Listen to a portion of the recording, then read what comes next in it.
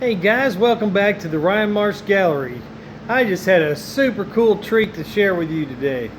This is a early 1900s, late 1800s tambour shell, hand wooden inlay. Look at this. And we've refinished it, brought it back alive. That's a maple the veneer. And it's just gorgeous.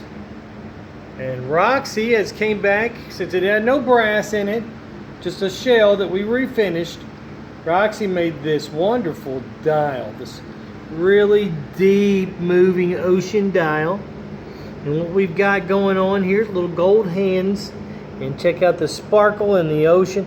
This is called Davy Jones mantel clock. Completely refinished. I put a new back on it, and it is just gorgeous. And what a wonderful collaboration with Roxie and the Epoxies by Roxie. This thing's dreamy.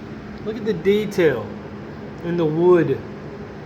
Look at the detail in the dial. Guys, you can't get these things anywhere else in the world. Think about that for a minute. Okay, inquire about it. It's not sold yet. So here it is, waiting on somebody to put on their mantle. Davy Jones mantel clock, 2020.